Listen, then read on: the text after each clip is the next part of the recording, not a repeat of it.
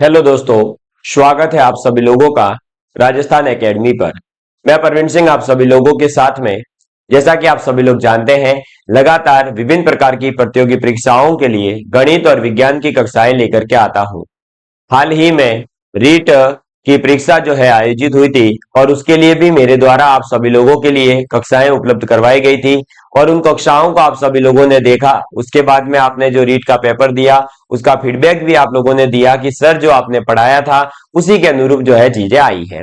और इस बात की मुझे खुशी है कि मैं जो आप लोगों को पढ़ा रहा हूं, जो आपको समझाने का प्रयास कर रहा हूं, वो चीजें आप समझ पा रहे हैं और आप एग्जाम में जाकर के उन चीजों से जो है, उन कॉन्सेप्ट से, ट्रिक से जो है क्वेश्चंस कर पाते हैं।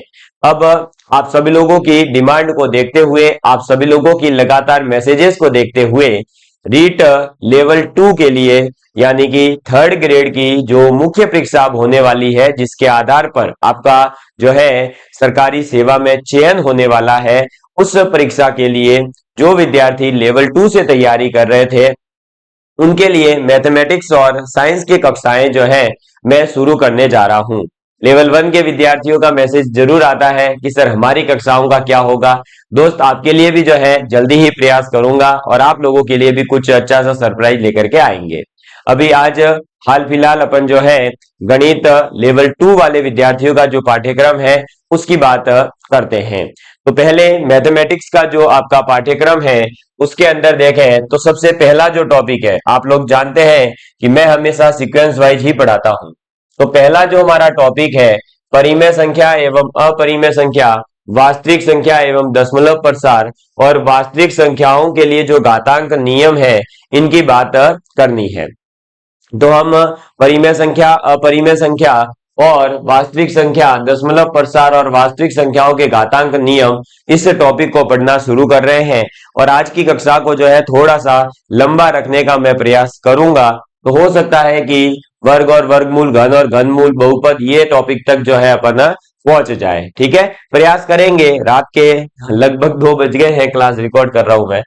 ठीक है, ये है आपका विज्ञान का पाठ्यक्रम। इसके लिए जो है मैं आप लोगों को एक जो है बात पूछना चाहूंगा कि विज्ञान की कक्षा को जो है यहाँ पर मेरे द्वारा, मेरे अपने नोट्स के माध्यम से पढ़ाया जाए, या फिर आप लोग चाहते हैं कि जो आरबीएससी की 6 to 10th तक की किताबें हैं उनमें से जो जो चैप्टर आपके पाठ्यक्रम से मैच करते हैं उन चैप्टर्स को सीधे यहाँ ला करके, जिस प्रकार से मैं राजस्थान अध्ययन की किताबों को पढ़ा रहा हूं उस प्रकार से आपको पढ़ाया जाए। ये चीज जो है आप लोग कमेंट करके मुझे बता दीजिएगा। मैं साइंस की कक्षाओं को जो है शुरू कर दूंगा बहुत ही जल्दी। ठीक है, चलिए दोस्तों, अब अपना ये ब्लैक बोर्ड ले लिया है अपन ने। ठीक है, अपन ब्लैक बोर्ड पे ही पढ़ेंगे, ये तो आप लोग जानते ही हैं, है ना। और एक सेकंड बस, ओके आ गया। ठीक है, चलिए तो आज का टॉपिक शुरू करते हैं। हेडिंग डालेंगे नंबर सिस्टम, संख्या पद्धति। क्योंकि जो ये आपका टॉपिक दे रखा है ना, ये संख्या पद्धति के अंतर्गत आता है।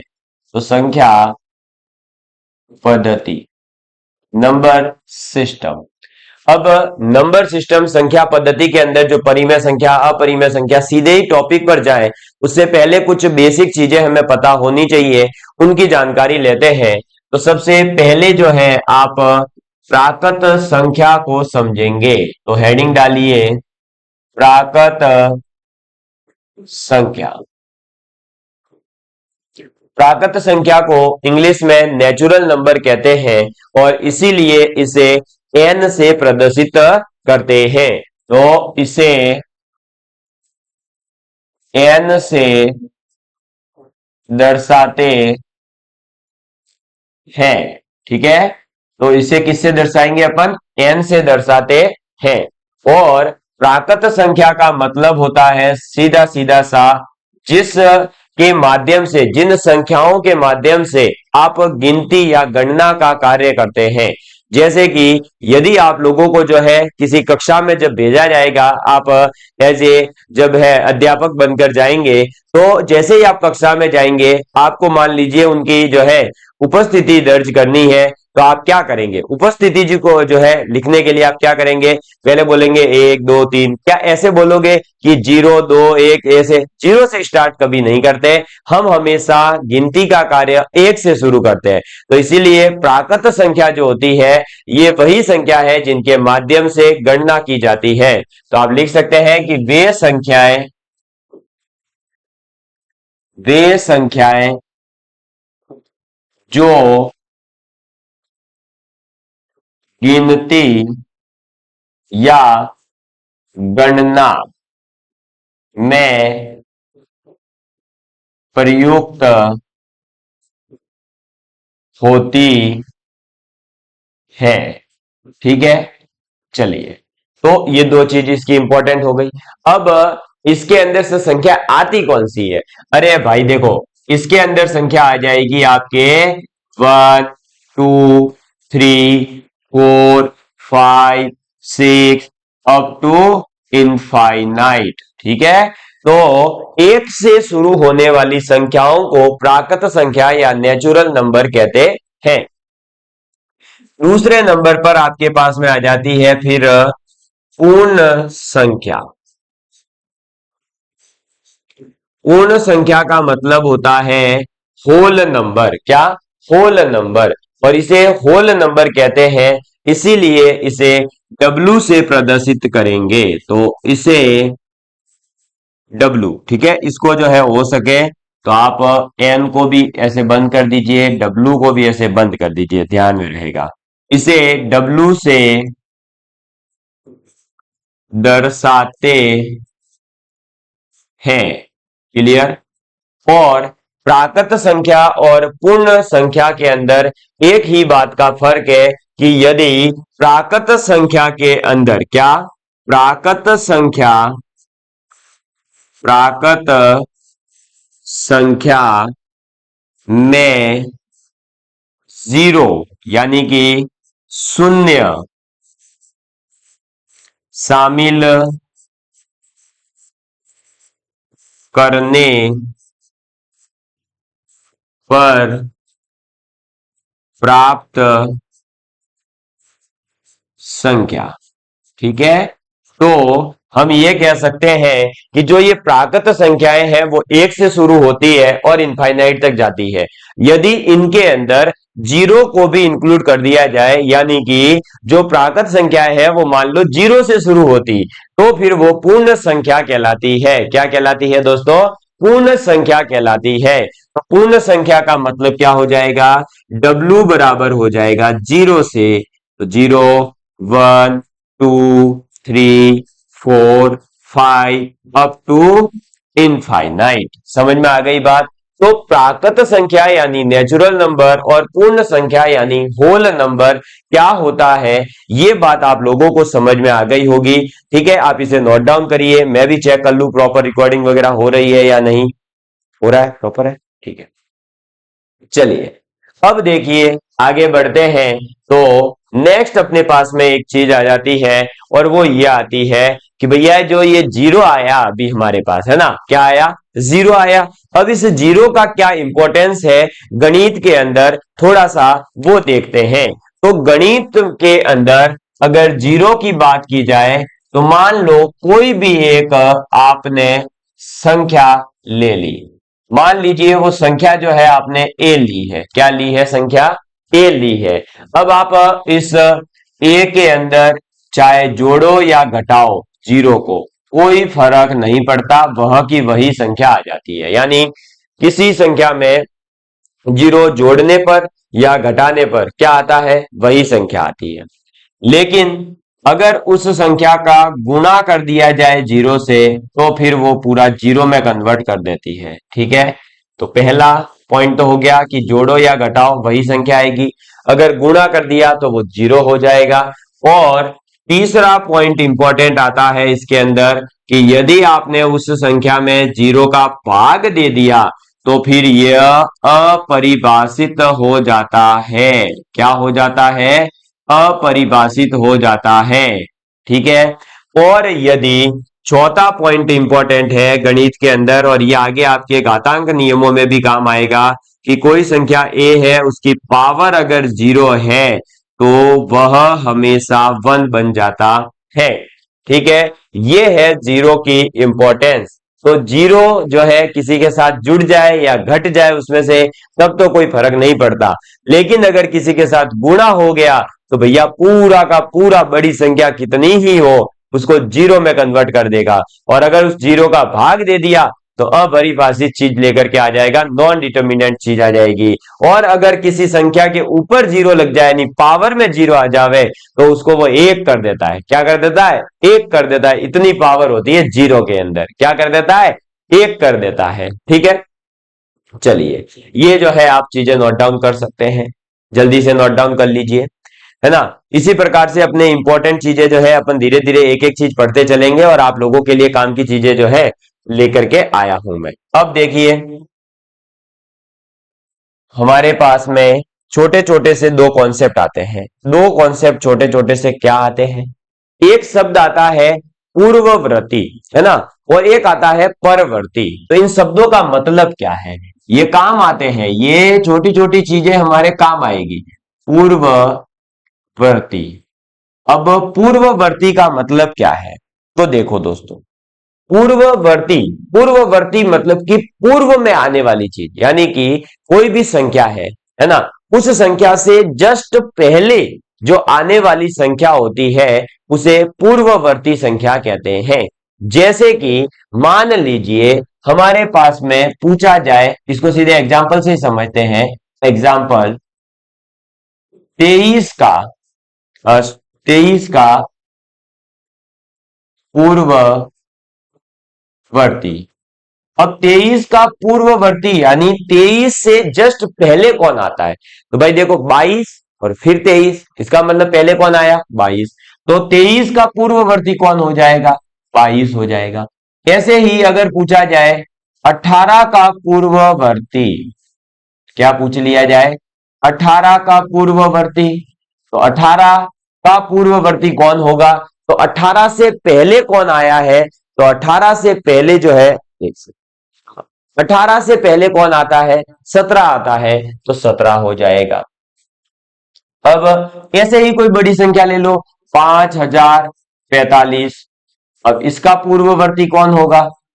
तो पूर्ववर्ती, और वो हो जाएगा 5044।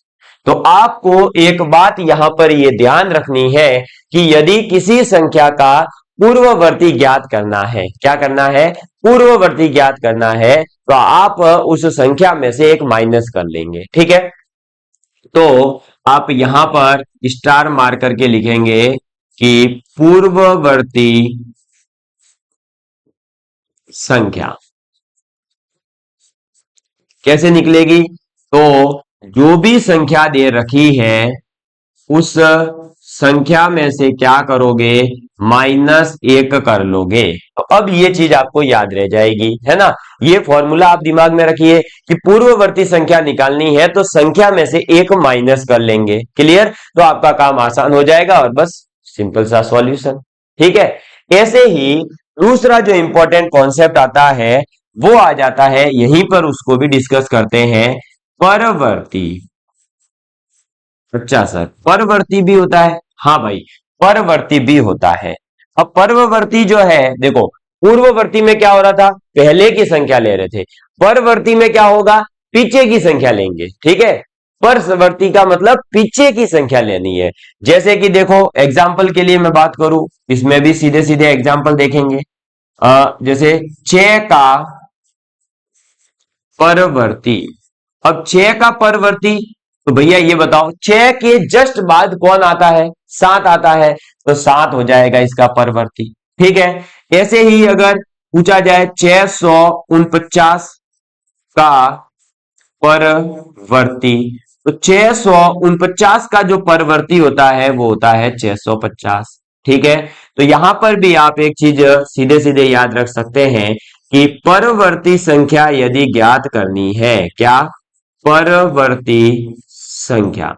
तो परवर्ती संख्या ज्ञात करने का तरीका होता है, जो संख्या दे रखी हो, है ना, उस संख्या के अंदर +1 कर दो। क्या कर दो?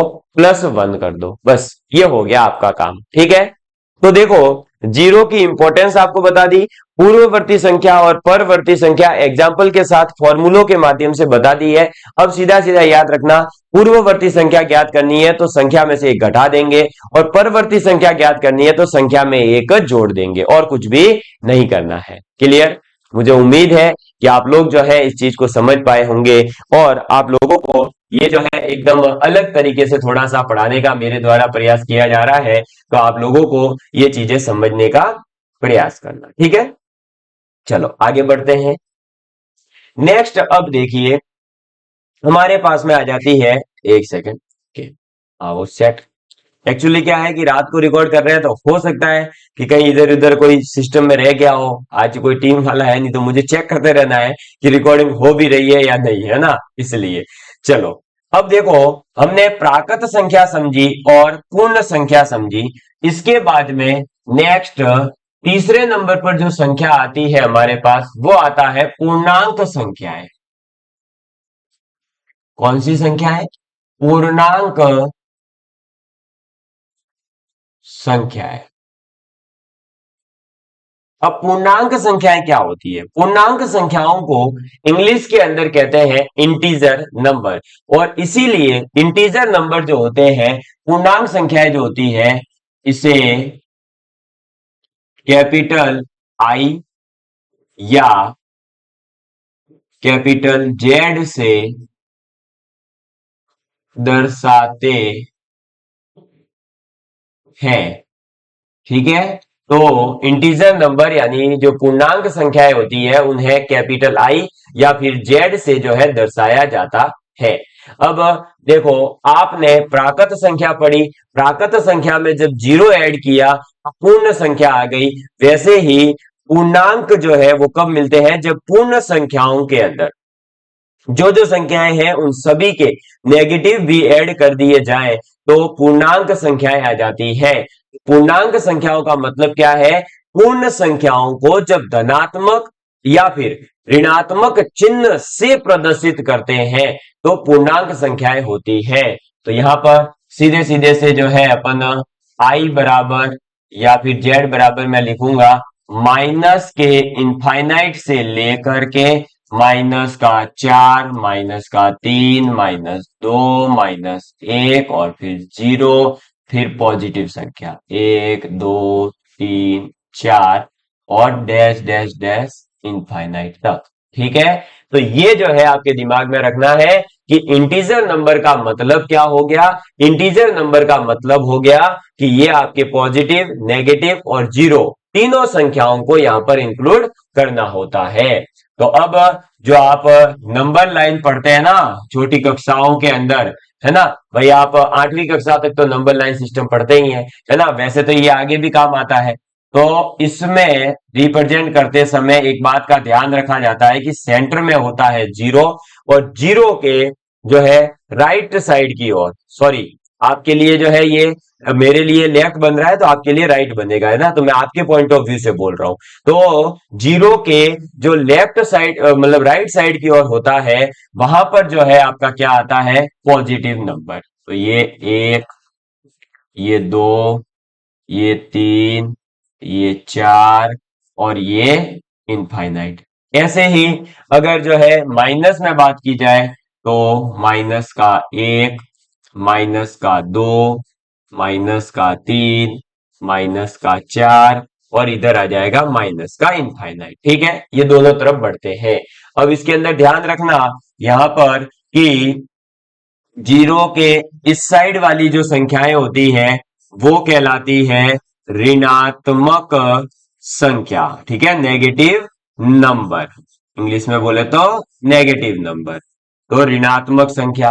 और अगर जीरो के इस साइड की बात की जाए तो ये होती है धनात्मक संख्या, यानी पॉजिटिव नंबर, धनात्मक संख्या।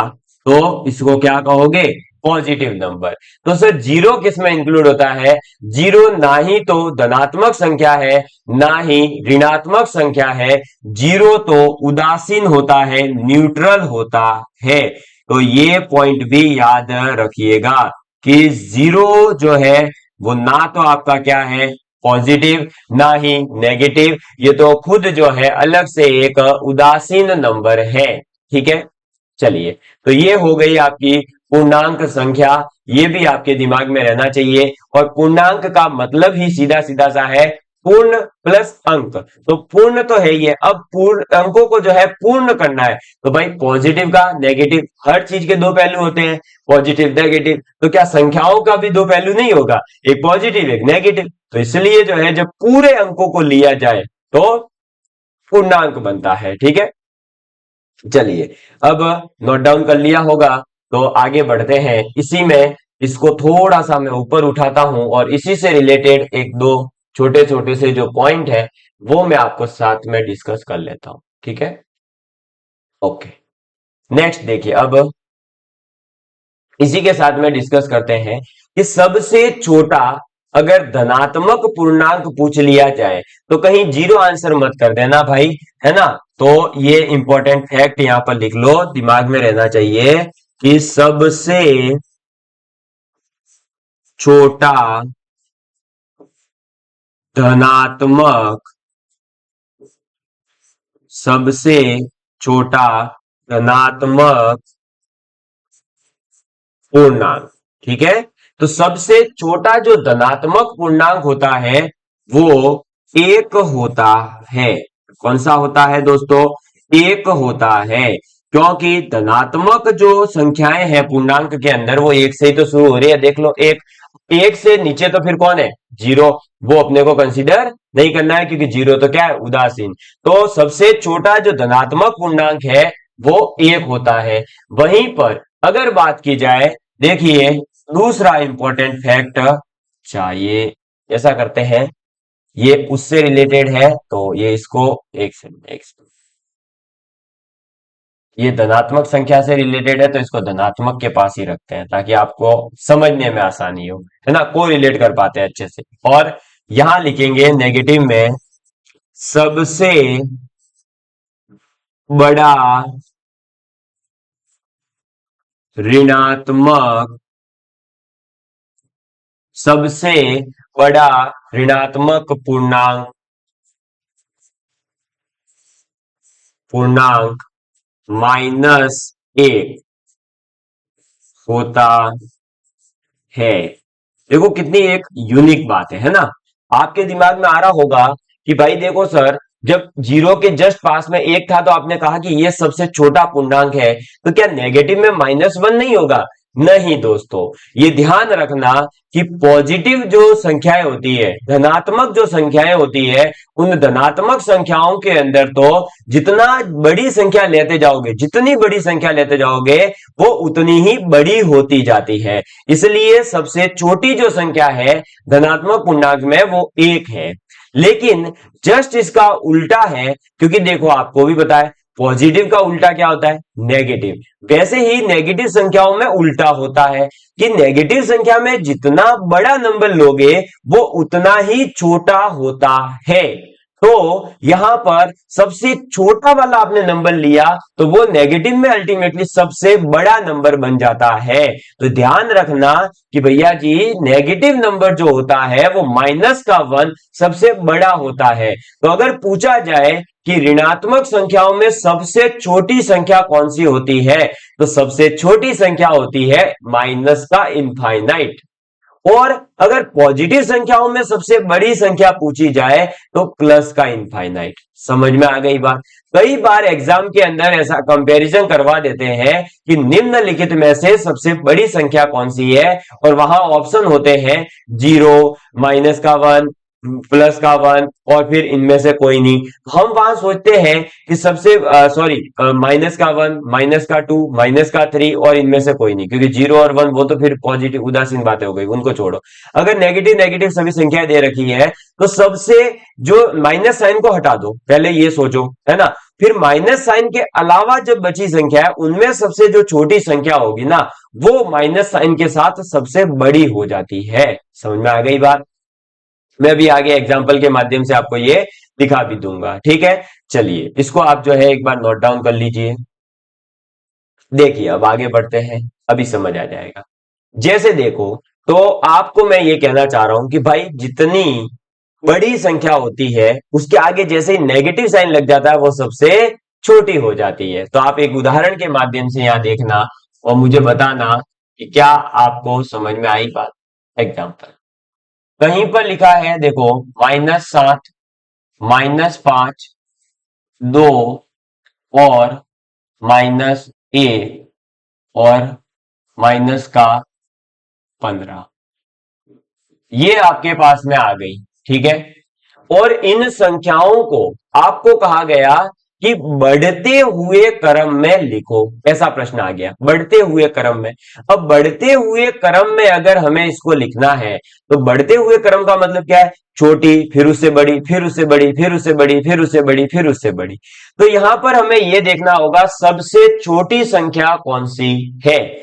अब सबसे छोटी संख्या यहां पर वो होगी जो, देखो भाई, पहले तो यहां पर है पॉजिटिव संख्या, उसको तो भूल जाओ, है ना। ये दो जो है इसको तो आप भूल ही जाओ, इसको तो अभी कंसीडर ही मत करो, ये तो सबसे बड़ी संख्या है इनके अंदर। ठीक है, अब जो नेगेटिव साइन वाली संख्याएं बची उनका पहले कंपैरिजन करना है। तो नेगेटिव संख्याओं का जब कंपैरिजन करना है तो आप इनके माइनस साइन को भूल गए तो मान लो आया 7, 5, 1 और 15। अब ये जब आ गया तो इसके अंदर बताओ मुझे सबसे बड़ी संख्या कौन सी? 15। इसका मतलब माइनस साइन के साथ सबसे छोटी ये होगी, तो -15 सबसे पहले आएगी। क्या होगा? -15 सबसे पहले आएगी।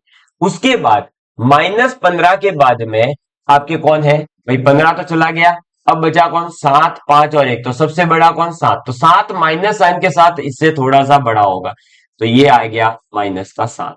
ठीक है, फिर 7 भी चला गया, 5 और 1 में से बड़ा कौन? 5। तो 5 के पास में जब माइनस साइन आएगा तो वो छोटा हो जाएगा 1 से, तो -5। फिर 1 के पास नेगेटिव, तो -1, और फिर सबसे बड़ी तो पॉजिटिव संख्या। तो ये है इनका क्या? बढ़ता हुआ क्रम, बढ़ता हुआ क्रम, इंक्रीजिंग ऑर्डर। समझ में आई बात? इस प्रकार के क्वेश्चन हमसे पूछे जा सकते हैं, या फिर जो है हमारे को कंपैरिजन करवाया जा सकता है। जैसे कि देखो ये एग्जांपल, अब इधर देखो, ऐसा भी आ सकता है कि हमारे से पूछ लिया -5 बड़ा होता है क्या -7 से, है ना। ऐसे ऐसे ऑप्शन दे दिए, पहला ऑप्शन ये, दूसरा ऑप्शन दे दिया आपको -9 बड़ा है क्या -40 से, ठीक है। और तीसरा ऑप्शन दे दिया -4 बराबर होता है 4 के। और चौथा ऑप्शन दे दिया आपको, मान लीजिए कि -3 बड़ा है -1 से, नहीं, 1 से, -4 से। ठीक है, इस प्रकार के आपसे क्वेश्चन पूछे जाते हैं। अब हमें ये ऑप्शन वाइज नहीं है, मैं तो ये बता रहा हूं कि भाई इनमें से 4 में से कौन सा स्टेटमेंट सही है। ठीक है, तो देखिए दोस्तों, -5 बड़ा है क्या -7 से? तो आप माइनस साइन को भूल जाओ, क्या 5 बड़ा होता है 7 से? नहीं, 5 तो छोटा होता है। 5 छोटा होता है, इसका मतलब माइनस साइन के साथ वो क्या हो जाएगा? बड़ा। तो -5 बड़ा है, बिल्कुल सही बात है। जिसकी तरफ मुंह खुला होता है वो बड़ा होता है, तो बिल्कुल ये बड़ा है। ठीक है, 9 और 40 में बड़ा कौन? बड़ा कौन? 40। इसका मतलब माइनस साइन के साथ ये क्या हो जाएगा? छोटा।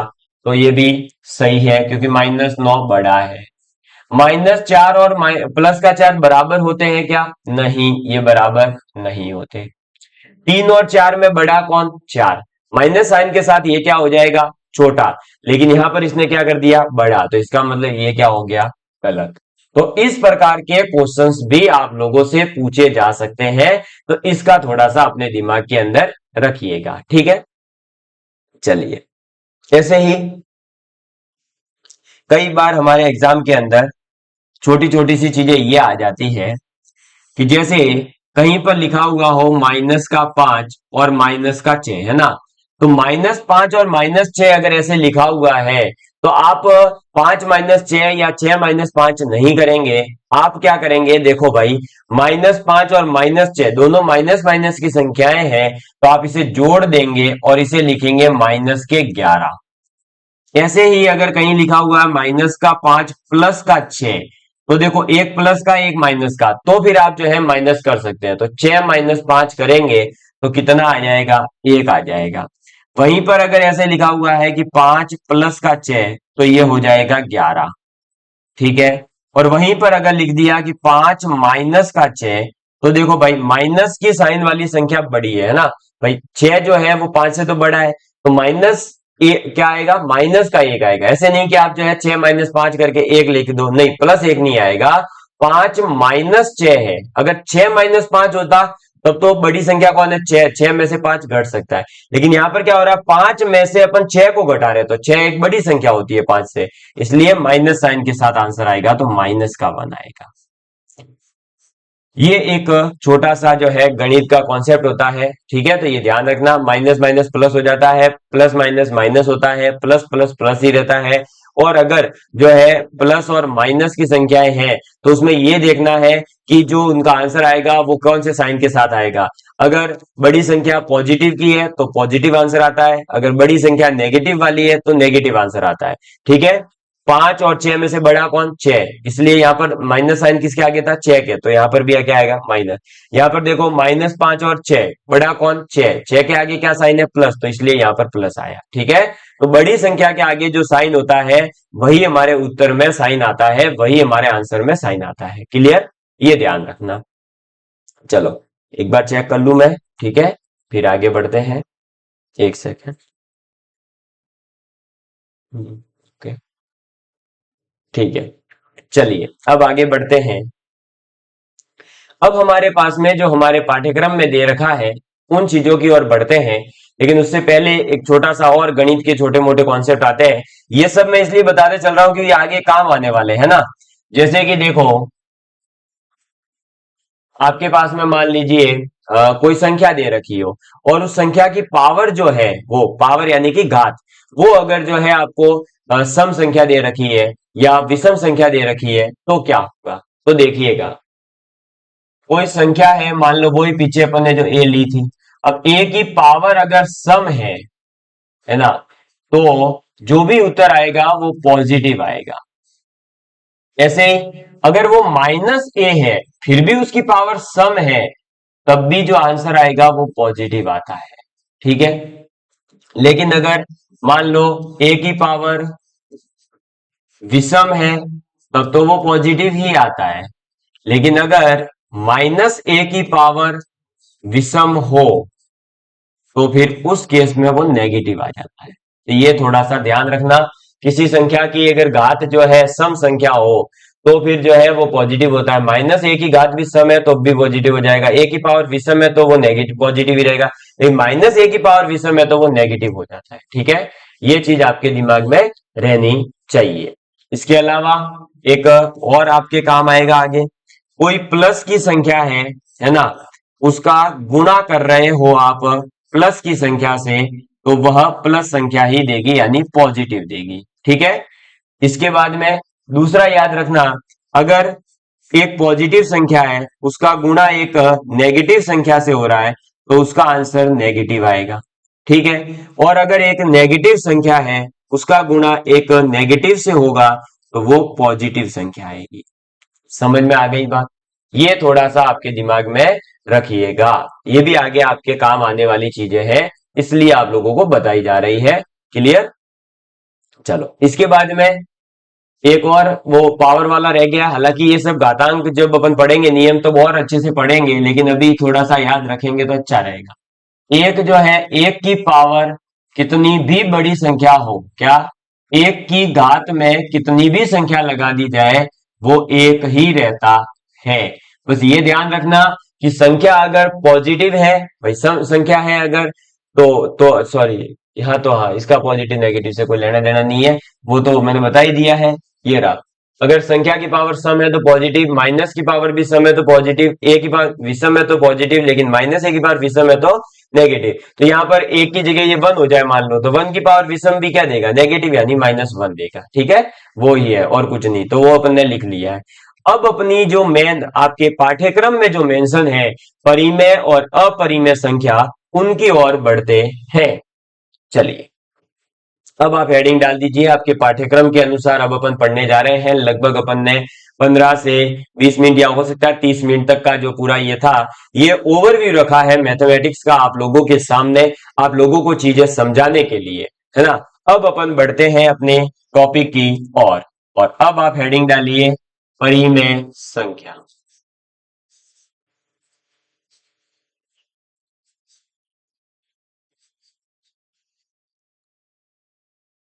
परिमेय संख्या को इंग्लिश में कहते हैं रेशनल नंबर। क्या कहते हैं, रेशनल नंबर। ठीक है, तो रेशनल नंबर्स के बारे में बात करेंगे।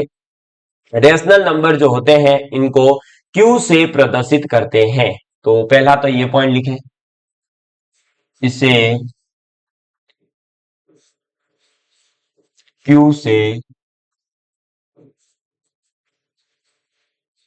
दर्शाते हैं। ठीक है, पहला पॉइंट तो ये याद रखना। दूसरा पॉइंट जो आता है परिमेय संख्याओं को लेकर के, वो हमारे दिमाग में यह आ जाना चाहिए कि परिमेय संख्या का मतलब यह है कि वह संख्या जिसे आप P अपॉन Q के रूप में लिख सकें, और जहां पर Q जीरो नहीं होना चाहिए, उसी को परिमेय संख्या कहते हैं। तो लिख लीजिए डेफिनेशन, वे संख्याएं जिन्हें P बटे Q के रूप में लिख सके, जहां P व Q, P व Q पूर्णांक संख्याएं हैं। पूर्णांक संख्या का मतलब आप जानते ही हैं, पूर्णांक संख्याएं हैं। ठीक है, कैसी संख्या है, पूर्णांक संख्याएं हैं, तथा Q नॉट इक्वल टू 0 है। ठीक है, तो वे संख्याएं जिन्हें आप P बटे Q के रूप में लिख सकते हैं, जहां पर P और Q दोनों पूर्णांक होने चाहिए, और Q जो है वो नॉट इक्वल टू 0 हो। ठीक है, हो या है, तो परिमेय संख्या कहते हैं। क्लियर। उदाहरण के लिए आप देख सकते हैं,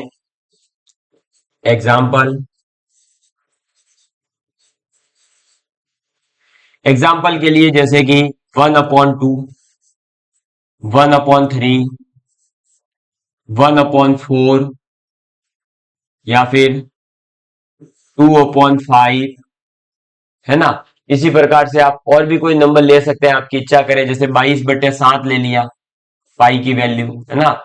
पाई एक इरेशनल नंबर है, उसकी बात अपन आगे करेंगे, लेकिन 22/7 एक परिमेय संख्या होती है। ठीक है, ऐसे ही जैसे कोई भी इंटीजर नंबर है -3, क्योंकि -3 बटे तो 1 है, तो -3, -4, -5 ETC यानी आदि।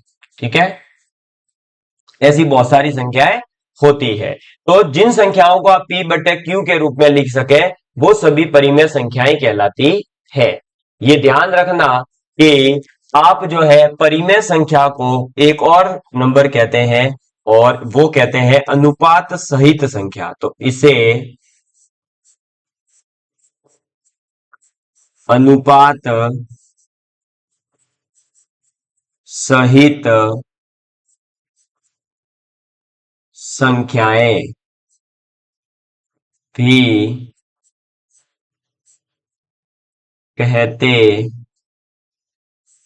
हैं। ठीक है, इसे जो है अपन P बाय Q के जो फॉर्म में आप लिख रहे हो ना, उसे अनुपात सहित संख्याएं भी कहते हैं। ठीक है, चलिए इसे आप नोट डाउन कर लीजिए। हाँ जी दोस्तों, तो ये चीज नोट डाउन कर ली, तो परिमेय संख्या का मतलब समझ में आ गया होगा।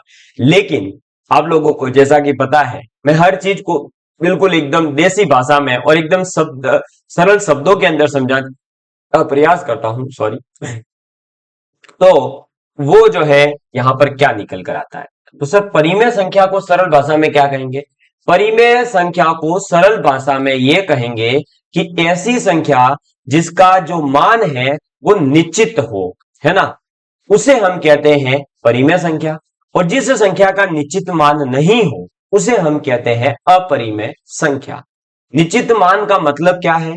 निश्चित मान का मतलब है, जैसे देखो भाई, मैंने लिखा 2/5, आप 5 का भाग दीजिए 2 के अंदर, नहीं जाएगा पहले तो हम 0 पॉइंट लगा देते हैं, अब आ गया 0 इधर, 5 चौक 20, बताओ 0.4। तो 2/5 को सीधे सीधे मैं लिख पा रहा हूं कितना? 0.4। वहीं पर अगर जो है मैं बात करूं √3 के मान की, तो √3 का जो एग्जैक्ट मान आएगा वो देखो कितने डिजिट तक आ सकता है। मैं आपके साथ में जो है आपके सामने कैलकुलेट करके बताता हूं। √3 है ना, और बहुत बड़ा आएगा, वैसे तो 1.73 अपन ने तो याद कर रखा होता है, लेकिन इसका जो मान आता है वो इतना बड़ा आता है कि आप लोगों को शायद दिखाने का मैं प्रयास करूं तो दिख भी सकता है। अगर दिखे तो बताना, है दिख रहा है क्या?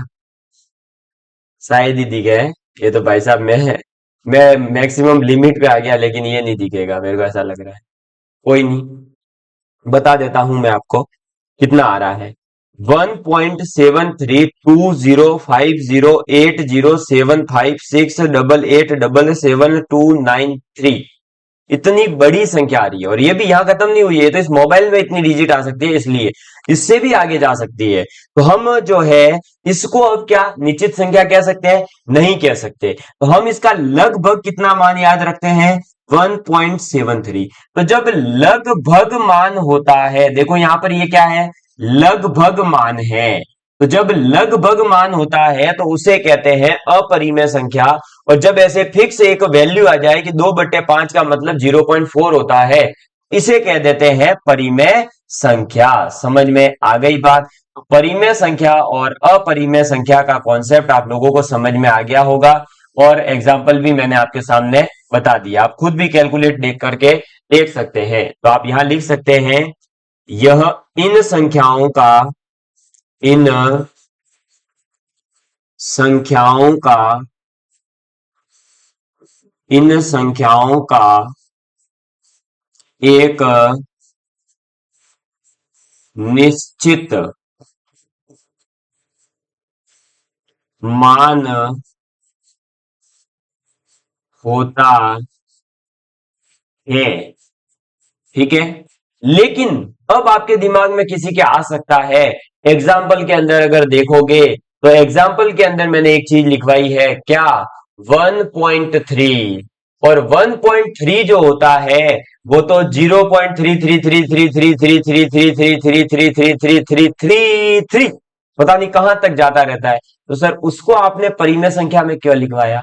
दोस्त, परिमेय संख्या के अंदर निश्चित मान तो होता ही है, साथ ही साथ अगर दशमलव के बाद में एक ही संख्या का रिपीटेशन हो रहा हो या फिर संख्याओं का रिपीटेशन स्टार्ट हो जाता हो, तो उसे हम कह देते हैं परिमेय संख्या। ये आप अभी आगे जब दशमलव प्रसार का कॉन्सेप्ट सीखेंगे वहां पर चीज समझ में आ जाएगी। तो अभी कंफ्यूज मत होना कि सर 1.3 का भी मान निश्चित नहीं है, फिर आपने परिमेय में क्यों रखा? मैंने बता दिया, पॉइंट के बाद में आने वाली संख्या अगर जो है रिपीटेशन हो रही हो, यानी एक ही संख्या बार बार आ रही हो, या फिर कुछ संख्याएं आने के बाद में वापस से वही संख्या आना शुरू हो जाए, तो उसे कहते हैं परिमेय संख्या। इसलिए मैंने ये लिखा है। हालांकि दशमलव प्रसार जो है अपन जब पढ़ेंगे तो ये क्लियर हो जाएगा आप लोगों के, ठीक है। चल देखिए, अब दशमलव प्रसार की ही थोड़ी सी बात करते हैं। क्यों? क्योंकि अपरिमेय संख्याओं को समझने के लिए पहले ये चीज पता होनी चाहिए। तो देखिए दोस्तों, बात करते हैं किसकी? तो दशमलव की, है ना। ये आप लिख लीजिए एक बार, दशमलव। ये थोड़ा सा यहां पर बता देता हूं, थोड़ा सा बताऊंगा, ज्यादा डिटेल में नहीं, ठीक है। देखिए दशमलव का मतलब क्या है? दशमलव का मतलब होता है पॉइंट। अगर जो है मान लीजिए कि आपका दशमलव जो है वो यानी पॉइंट के बाद में आने वाली संख्या यदि शांत है और या फिर अशांत हो सकती है। ठीक है, दो चीजें होती है, क्या होती है, शांत और अशांत। तो अगर शांत है तो फिर उसे हम कहते हैं परिमेय संख्या। क्या कहते हैं, परिमेय संख्या। समझ में आ गई बात, क्लियर। शांत है तो उसे क्या कहेंगे, परिमेय संख्या। जैसे कि एग्जाम्पल के लिए जो अभी अपन ने लिखा था 0.4, तो पॉइंट के बाद में एक संख्या आ गई, बस ये हो गया क्या, शांत। तो इसे हम क्या कह देंगे, परिमेय संख्या। वहीं पर अशांत अगर होता है तो अशांत के अंदर दो भाग होते हैं, है ना। पॉइंट के बाद में जब अगर संख्या रुक नहीं रही हो, है ना, पॉइंट के बाद में, जैसे यहां देखो एक फिक्स था कि 4 आ गया, ऐसे ही अगर मैं लिख दूं 0.25, तो पॉइंट के बाद में दो संख्या ही आई है ना। ये इसके एग्जाम्पल हो जाएंगे। तो ये तो शांत है। लेकिन मान लो पॉइंट के बाद में संख्या बार बार बार बार बार इनफाइनाइट तक आती ही जा रही है, या फिर एक ही संख्या बार बार बार बार रिपीट हो रही है, तो ऐसे में जो है उसे अशांत कहते हैं। और अशांत संख्याएं या अशांत दशमलव प्रसार जो है वो दो प्रकार का होता है। एक होता है आवृत्ति। आवृत्ति का मतलब है पॉइंट के बाद में संख्या का रिपीटेशन होगा। क्या होगा, पॉइंट के बाद में संख्या का रिपीटेशन होगा। और एक होती है अनावृत्ति। और अनावृत्ति का मतलब क्या होता है, तो अनावृत्ति का मतलब होता है संख्या का रिपीटेशन नहीं होगा। आवृत्ति का उदाहरण अभी जस्ट अपन ने जो लिया था 0.333333333, तो इसे जो है अपन ये लिख सकते हैं 0.3 बार। ठीक है, ये इसके एग्जाम्पल है। तो 0.3 बार लिख दिया तो ये आवृत्ति संख्या कहलाएगी। और 0.3 बार को अपन जो है 1/3 लिख सकते हैं, और 1/3 जो है एक परिमेय संख्या होती है। क्या होती है, परिमेय संख्या होती है। समझ में आई बात। तो ये मैं अभी आपको यहाँ पर एक इंपॉर्टेंट कॉन्सेप्ट लिखवाऊंगा इससे रिलेटेड। और अनावृत्ति के अंदर जो है आप पाई की वैल्यू ले सकते हैं, आप ई की वैल्यू ले सकते हैं, आप √3 ले सकते हैं, √2 ले सकते हैं, √5 ले सकते हैं, √6 ले सकते हैं, √7 ले सकते हैं। ये वो संख्याएं होती है जिनका जो है पॉइंट के बाद में संख्याओं का कोई अंत नहीं होता है, चलती ही रहती है। जैसे कि √3 का आप लोगे तो वो अनंत तक चलती रहेगी, √2 को लोगे चलती रहेगी, ऐसी संख्याएं जो है चलती रहती है। और पाई जो है ये पॉइंट के बाद में 40 डिजिट तक तो जो है अभी तक कैलकुलेट हो चुकी है, उससे आगे भी कैलकुलेट हो सकती है। तो ऐसी संख्याओं को अनावृत्ति कहते हैं, यानी कि अशांत दशमलव प्रसार, या तो ये कह दो, या फिर अशांत अनावृत्ति दशमलव प्रसार, इतना बड़ा नाम होता है। तो देखो ये रिप्रेजेंट करती है अपरिमेय संख्या को, अपरिमेय संख्या। अब मैं आपके सामने इन चीजों को लेकर के आ रहा हूं क्लियरिफिकेशन के साथ कि भाई इसमें से क्या पूछा जाएगा। देखो आपको बता दूं, दशमलव प्रसार शांत है तब तो वह परिमेय संख्या ही होगी। ठीक है, तो ये ध्यान आ गया आपके। ऐसे ही अगर दशमलव प्रसार अशांत है तो फिर वो संख्या परिमेय भी हो सकती है, वो अपरिमेय भी हो सकती है। अगर आवृत्ति अशांत दशमलव प्रसार है तो परिमेय संख्या, अगर अनावृत्ति अशांत दशमलव प्रसार है तो अपरिमेय संख्या। तो ये चीज आप यहां सीधे सीधे लिख लो कि इसको जो है आप पीले पेन से लिख लीजिए, दिखेगा। अगर परिमेय संख्या की बात की जाए, परिमेय संख्या, तो परिमेय संख्या की बात की जाए तो परिमेय संख्या के दो भाग हैं। ठीक है, पहला पहला कौन सा हो जाएगा, तो परिमेय संख्या में पहला तो आ जाएगा आपका, एक सेकेंड, परिमेय संख्या के अंदर जो पहला आ जाएगा वो क्या आ जाएगा, शांत दशमलव प्रसार। ये पूछा जाता है सीधा सीधा, शांत दशमलव। और इवन आपके अंदर ही नहीं, ये तो सेकंड ग्रेड के अंदर भी पूछा गया है, क्योंकि उनके भी पाठ्यक्रम में ये है। चैनल पर सेकंड ग्रेड मैथमेटिक्स की कक्षाएं भी चलती है, अगर कोई हो तैयारी कर रहा हो तो कर सकता है। शांत दशमलव प्रसार, और एक होता है आवृत्ति अशांत दशमलव प्रसार। ठीक है, दशमलव, अरे ये क्या हो गया, दशमलव हो गया एक। ठीक है, ये देखेंगे, दशमलव प्रसार। और अगर मैं बात करूं अपरिमेय संख्या की, किसकी बात करूं, अपरिमेय संख्या, तो अपरिमेय संख्या का एक ही है, और वो कौन है, सीधा सीधा सा एक ही है केवल, और वो है अनावृति। पहले तो वो एक ही क्या है, अनावृति अशांत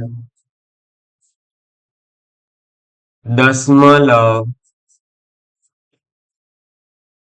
प्रसार। ठीक है, ये लो, आगे आपके सामने क्लियरिफिकेशन, ये लीजिए। अब आपको जो है सीधा सीधा सा ये याद रखना है, क्योंकि इसमें सीधा सीधा क्वेश्चन आ सकता है कि परिमेय संख्याओं का दशमलव प्रसार होता है निम्नलिखित में से किस प्रकार का। तो वहां पर ये जो है ऑप्शन में आपको देखने को मिलेगा। ठीक है, ये लीजिए, अब आप इसका स्क्रीनशॉट लेना चाहे तो ले सकते हैं अच्छे से, कोई दिक्कत नहीं है। ठीक है, कर लीजिए नोट डाउन। कितनी लंबी क्लास हो चुकी है, ओके 50 मिनट की हो चुकी है। तो ये लीजिए, आपके सामने ये जो है क्लियर हो गया। ठीक है, अब देखिए आगे बढ़ते हैं नेक्स्ट क्वेश्चन की ओर। सपोज करिए आपके पास में जो है कोई अब p बाई क्यू के फॉर्म में कोई संख्या दे दी, मान लो 1/8 दे दिया, 1/9 दे दिया, 1/10 दे दिया, 1/11 दे दिया। अब आप जो है ये बता सकते हैं कि वो शांत दशमलव प्रसार है, अशांत दशमलव प्रसार है। और अशांत है तो अशांत में भी दो है, एक है आवृत्ति दशमलव प्रसार और एक होता है अनावृत्ति अशांत दशमलव प्रसार। तो कौन सा है ये आप बता सकते हैं। इस प्रकार के क्वेश्चन आप लोगों से एग्जाम में पूछे जाते हैं। तो ये थी परिमेय संख्याओं के बारे में डिटेल, जो मुझे उम्मीद है कि आप सभी लोगों को जो है चीजें समझ में आई होगी, है ना। तो चलिए दोस्तों, अब मिलते हैं अगली कक्षा के अंदर। आप लोगों को यदि यह कक्षा पसंद आई है तो प्लीज कमेंट करिएगा, लाइक करिएगा और अपने दोस्तों के साथ में शेयर करिएगा। ठीक, चलिए, धन्यवाद, जय हिंद, जय भारत।